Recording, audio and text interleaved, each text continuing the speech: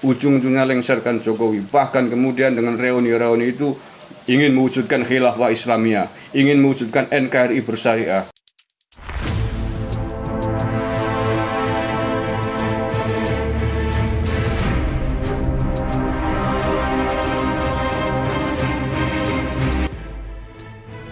Assalamualaikum warahmatullahi wabarakatuh.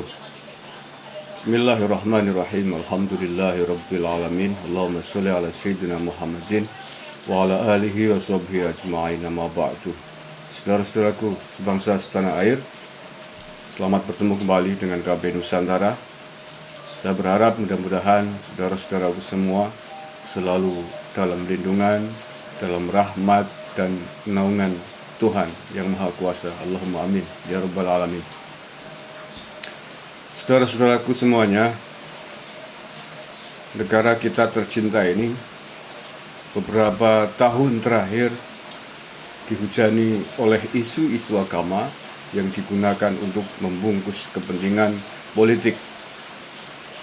Siapakah orang-orang yang gemar membungkus kepentingan politik ini dengan jubah dan bahasa-bahasa agama? Tidak lain,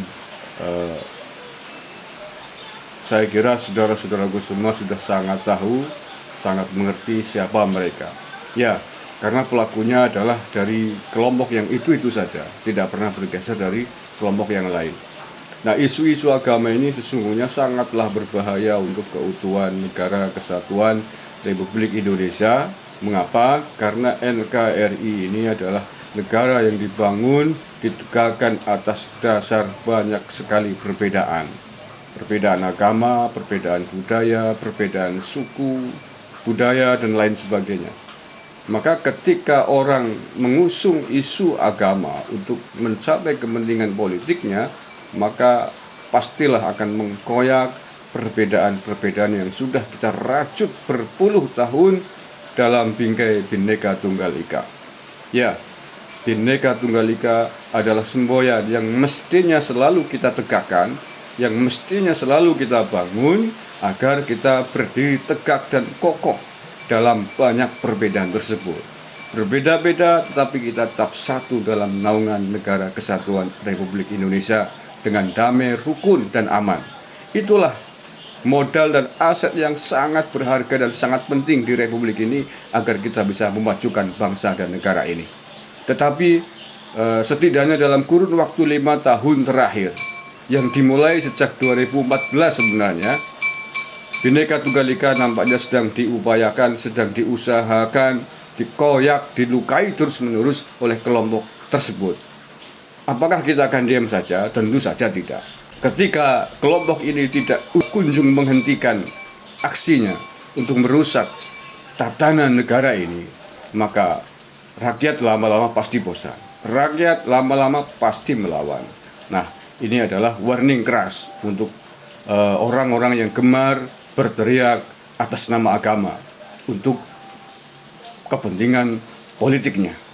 Ini langkah-langkah yang sangat mundur, langkah-langkah primitif, langkah-langkah yang tidak layak dan tidak patut dilakukan oleh orang yang katanya tokoh di negara ini. Apalagi oleh orang-orang yang bergelar profesor doktor. Sungguh sebuah langkah yang sangat destruktif, yang sangat memalukan. Betapa tidak gelar akademik yang tinggi tetapi tidak mampu berpikir mana kepentingan yang lebih besar demi kepentingan umat, hanya mengedepankan ego kepentingan politiknya sendiri. Orang-orang seperti inilah orang-orang yang akan merusak bangsa Indonesia, orang yang akan merusak tatanan demokrasi di tanah air ini, orang yang akan menimbulkan kegaduhan dan kekacauan dan tidak bisa kita biarkan terus-menerus. Seorang yang terdidik, apalagi bergelar profesor doktor, mestinya mampu menjaga prinsip yang sangat sederhana, yakni mendahulukan kepentingan umum daripada kepentingan pribadi dan kelompoknya. Dalam konteks menjaga kepentingan umum, maka apapun yang bisa merusak negara ini, apapun yang bisa merusak kepentingan bersama bangsa Indonesia ini harusnya dihindari. Dan jangan sampai kepentingan sendiri dan kelompoknya mengalahkan kepentingan bangsa dan negara ini. Semua sudah tahu, sejak 2014 ada orang profesor doktor yang mengobarkan perang Badar di negara ini demi kepentingan politik presiden. Ini adalah salah satu contoh nyata bahwa Langkah ini adalah langkah yang sangat berbahaya dan sangat tidak etis. Jangan pernah ditiru, jangan pernah dicontoh siapapun Anda, dari manapun agama Anda, walaupun Anda mungkin dari kelompok ormas yang sama. Isu Perang Badar kemudian digulirkan kembali pada Pilpres 2019 dengan bahasa-bahasa mujahid, jihad, reuni 212 dan seterusnya. Tapi ujung-ujungnya ganti presiden, ujung-ujungnya lengserkan Jokowi. Bahkan kemudian dengan reuni-reuni itu ingin mewujudkan khilafah Islamiyah, ingin mewujudkan NKRI bersyariah. Ini adalah langkah-langkah mundur yang dilakukan oleh orang-orang yang egois, yang hanya memikirkan kepentingan diri dan kelompoknya. Tetapi jangan mimpi, Indonesia tidak akan pernah semudah itu untuk digoyah dan dikoyak oleh kelompok-kelompok Anda itu. Indonesia sudah sangat berpengalaman di dalam melawan musuh-musuh bangsa, baik musuh yang ada di luar maupun musuh yang ada di dalam negeri, sejak pemberontakan DITI, PKI, dan seterusnya. Maka jangan pernah Anda menempatkan diri menjadi musuh bersama bagi bangsa dan negara Indonesia ini. Kita harus merapatkan barisan, lawan semua orang, semua kelompok, siapapun dia, dari agama manapun, atas nama apapun, ketika ingin merongrong keutuhan negara kesatuan Republik Indonesia.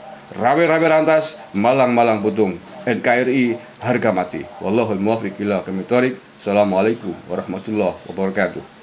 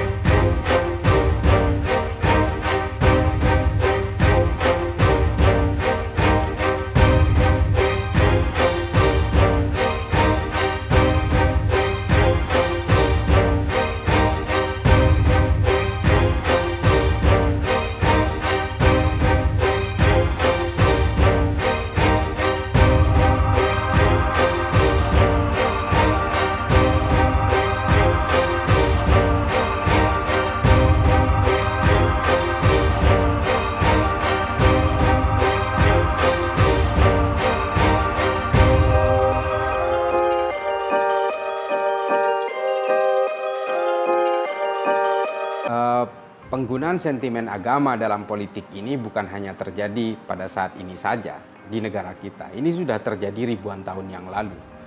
Penggunaan sentimen agama di dalam politik menimpa hampir semua agama. Demikian juga di negara kita, penggunaan sentimen agama ini sangat marak terjadi. Dan ini juga bukan barang baru sebenarnya. Sudah terjadi sejak ribuan tahun yang lalu. Terutama dalam Islam, penggunaan sentimen agama ini sudah terjadi sejak Nabi Muhammad Rasulullah wafat. Lalu kemudian terjadilah kelitan-kelitan politik di dalam agama Islam. Fitnah dan juga hasutan terjadi sedemikian luar biasa. Banyak sekali sejarah itu membuktikan, catatan-catatan sejarah dari berbagai ahli sejarah pada zaman itu mengungkap berbagai penggunaan sentimen agama yang sangat brutal itu. Sehingga terjadilah pembunuhan-pembunuhan di dalam Islam. Juga terjadi pembelahan-pembelahan. Terciptanya berbagai enklav dan aliran yang kemudian mengakibatkan terjadinya segregasi antara aliran hingga sekarang. Kita tahu ketika pada abad-abad awal Hijriah, Sayyidina Utsman ibnu Affan juga terbunuh hanya karena penggunaan sentimen agama di dalam politik. Juga menimpa Sayyidina Ali. Juga menimpa keturunan Sayyidina Ali. Sentimen agama di dalam politik Islam itu kemudian semakin menjadi dan brutal. Pada masa Bani Umayyah, persekusi terhadap keturunan Sayyidina Ali juga sangat marak terjadi. Terbunuhnya Sayyidina Hasan dan Sayyidina Husain juga terhadap cucu-cucu Sayyidina Ali dan juga cicitnya bahkan juga terjadi, menghiasi hampir seluruh rentang waktu kekuasaan Bani Umayyah ketika itu. Lalu setelah Bani Umayyah tumbang, digantikan oleh Bani Abbasiyah, khalifah pertama Bani Abbasiyah, As-Saffah, juga melakukan persekusi terhadap Bani Umayyah, keturunan-keturunan Bani Umayyah, untuk melampiaskan dendam atas pembunuhan-pembunuhan dan persekusi yang terjadi sebelumnya. Lalu apa yang terjadi? Semua keturunan dari Bani Umayyah dipersekusi hingga akhirnya terusir ke Andalusia, semenanjung Iberia, ke Cordoba dan juga Toledo, ke Eropa. Mereka akhirnya berkuasa di sana, membuat kerajaan sendiri atas nama Bani Umayyah. Penggunaan sentimen agama ini kemudian terjadi juga sangat brutal di Amerika Selatan dengan menggunakan sentimen-sentimen agama, dalam hal ini Katolik dan sebagainya. Inilah kemudian betapa bahayanya penggunaan sentimen agama di dalam politik. Apa yang terjadi pada kita saat ini adalah bagian dari itu. Sejarah sudah mencetak semuanya. Ada juga sisi baik, ada juga sisi jeleknya. Tapi yang tercatat adalah penggunaan sentimen agama di dalam politik. Itu berujung kepada brutalitas yang luar biasa. Fitnah, hasutan, pembunuhan, peracunan, hampir menghiasi semua itu. Di Eropa juga demikian. Pembunuhan, kudeta, perang juga terjadi di Italia, di Spanyol, di Portugal, dan juga di beberapa belahan Eropa lainnya hingga ke Eropa Timur. Sentimen agama memang sangat berbahaya. Berbahaya dalam konteks begini, bahwa ketika agama memikirkan kekuasaan wilayah, bukan lagi kekuasaan spiritual, maka kemudian yang diterima oleh umat-umat beragama ini adalah sesuatu yang bersifat keilahian yang tidak mungkin bisa ditawar-tawar. Peperangan-peperangan agama itu terjadi dari motivasi seperti ini. Ketika politik dan agama sudah bersatu padu, dicampur baur dalam empat gulipat perebutan kekuasaan, maka yang terjadi adalah brutalitas. Brutalitas itu juga terjadi sedemikian luar biasanya. Bahkan terjadi di Amerika ketika gerakan Ku Klux Klan atas nama bangsa kulit putih dan juga sentimen agama. Mereka kemudian memburu orang-orang kulit berwarna, termasuk kulit hitam dan juga orang-orang Indian. Di Amerika Selatan juga demikian. Terjadi pembunuhan besar-besaran di Meksiko dan juga di beberapa negara lainnya. Di India juga terjadi demikian. Pembantaian terhadap umat muslim di Gujarat juga akibat politik yang merajalela. Inilah kemudian yang sekarang sedang diadopsi oleh beberapa penceramah agama di Indonesia, di negara kita.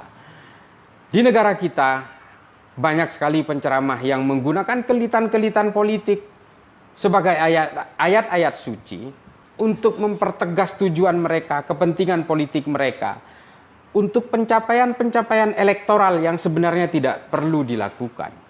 Ketika ambisi politik sudah menggunakan agama sebagai sentimen-sentimen, maka fitnah dan hasutan itu akan berada di barisan paling depan dan dianggap sebagai seruan yang paling terhormat. Umat, orang-orang awam akhirnya mengadopsi itu sebagai sebuah perjuangan suci. Mereka kemudian memaki, mencaci atas nama agama demi kepentingan politik. Kita bisa beragama di tengah pulau terpencil sekalipun, tanpa harus menguasai pulau itu. Karena apa? Karena agama adalah sangat privat dan batiniah. Agama tidak harus menguasai wilayah hanya untuk dipeluk. Orang boleh beragama di tengah lautan, tapi kita tidak harus menguasai lautan itu. Karena itu, politik adalah penguasaan wilayah, agama adalah penguasaan spiritual. Banyak penceramah agama yang menganggap bahwa apabila ingin membesarkan agama, harus membesarkan penguasaan wilayah. Ini pada dasarnya adalah konsep yang keliru. Mengapa saya katakan keliru? Karena kita juga sudah pernah punya sejarah itu. Ketika kekuasaan Islam menguat di Eropa selama hampir 800 tahun, tapi ketika kekuasaan Islam di Eropa runtuh, sedikit pun tidak menyisakan umat Islam secara genetik di Eropa. Islam hanya menyisakan bangunan-bangunan yang kemudian dikonversi menjadi museum dan juga gereja. Ini adalah pelajaran bagi kita bahwa ketika agama bersandar terhadap kekuasaan politik, maka ketika kekuasaan politik itu runtuh, maka runtuh juga kekuasaan spiritual itu. Inilah yang terjadi di Eropa ketika masa-masa kekuasaan Bani Umayyah. Ketika Islam runtuh di sana, sampai sekarang tidak pernah menyisakan satu mata rantai genetik pun umat Islam di sana. Kalaupun ada orang Islam di sana pada saat ini, itu adalah imigran-imigran dari negara Islam. Islam hanya akhirnya menyisakan bangunan-bangunan dan sedikit saja budaya. Di masjid kemudian dijadikan museum dan juga dijadikan gereja. Inilah contoh dari betapa bahayanya ketika Islam harus bergandengan dengan politik. Ada seorang penceramah yang menganggap bahwa umat Islam harus berpolitik supaya bisa berkuasa. Ini sangat bahaya. Ini anjuran yang sangat berbahaya sekali. Kita sudah banyak belajar dari sejarah bahwa umat Islam ini besar bukan karena kekuasaan politik, tapi menyebar berdiaspora ke berbagai belahan dunia dengan cara damai, dengan cara melebur dengan budaya-budaya lokal, lalu kemudian ada simpati dari orang-orang yang sebelumnya tidak memeluk agama Islam. Demikian juga dengan agama-agama lainnya di dunia. Kebanyakan adalah masuk melalui jalur-jalur kemanusiaan. Ini seperti yang ditempuh oleh para misionaris Kristen dengan jalur-jalur kemanusiaan dan juga jalur-jalur kedamaian. Dengan peperangan, agama tidak akan berkembang.